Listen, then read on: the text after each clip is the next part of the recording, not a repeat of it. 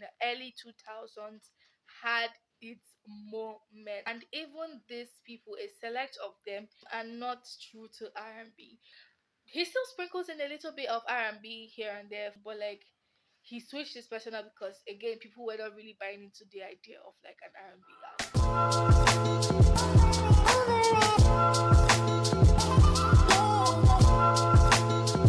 What is up, you guys? Hi, my name is Jessa, your host for your trimonthly dose of all things music, pop culture, and entertainment.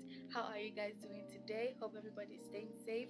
And today I'm going to be talking about R&B in Nigeria. But before we get into this gig, if you have not subscribed to my channel, child, please do go ahead and subscribe to this channel. Check out my other videos. I'll do well to link them down below in my description bar and also in the iCard of above for your convenience. And without much further ado, let's get right into today's video. So today, like I said, I'm going to be talking about R&B in Nigeria.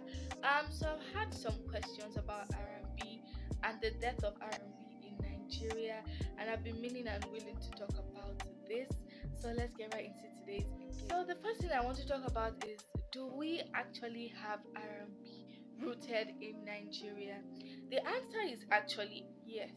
We do have R&B rooted in Nigeria, but I think the problem is because the viewers and the listeners in Nigeria are used to up-tempo songs, they really don't mesh well with R&B. R&B in Nigeria, like every other country in the early 2000s, had its moment. If it was not hip-hop, it was R&B. So R&B had its moment with artists like Two-Face, Style Plus, Plantation Boys, top-notch artists were coming out. Paul played Dari Atalade. So many of them were coming up at that time, and R&B was at its peak in the early 2000s. But as 2010, 11, 12-ish approached, people's attention span to R&B slowly died. Now, the second thing I want to talk about is, now that R&B is at its all-time low in Nigeria, who are the artists that are still upholding? Yes, who are the artists who are still upholding R&B in Nigeria? I have a few. There are not so many, and even these people, a select of them are not true to R&B. So the first person on my list is Adekunle Gold. Now, Adekunle Gold started as an R&B artist. He was always, love songs. It was everybody knew Adekunle Gold for his love songs, and people were rocking with him at some point. That was like early 2012, 13, 14, 15, 16-ish. Around that time frame was when Adekunle Gold's R&B career was popping. But we noticed a shift in Adekunle Gold's music around 2018. Adekunle Gold shifted from R&B to I think Afropop is what he's doing now. Afropop and Afrobeat. He still sprinkles in a little bit of R&B here and there. For example, Sinner with Lucky Day is a pure R&B song, but like he switched his persona because again people were not really buying into the idea of like an R&B artist. The second artist on my list is Omah, and Omah is basically the upholder of new age R&B. Even if he's not doing it in the traditional way R&B artists do it, he's still upholding the R&B culture for this generation with songs like Bad Influence.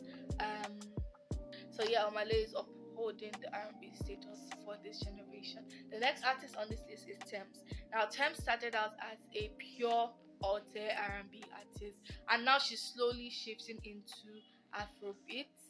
So this is why I said none of them are actually truly rooted into R&B. They always switch lanes at some point. The next artist on my list is FIREBOY DML. Now, this is a great example of someone who started out as an R&B artist and has now transitioned fully into an Afrobeats artist. The next artist on this list is OXLADE. OXLADE dabbles into other genres, but I think the genre that actually really works for OXLADE is R&B, and he should stick to that genre and please uphold R&B in Nigeria, because I swear to God it is dying out. The next artist on this list is WAJE.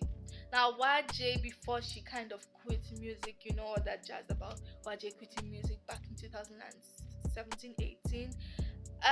WAJE was a pure R&B artist, and we saw like it worked for her. Even if she was not a mainstream R&B artist, it worked for her.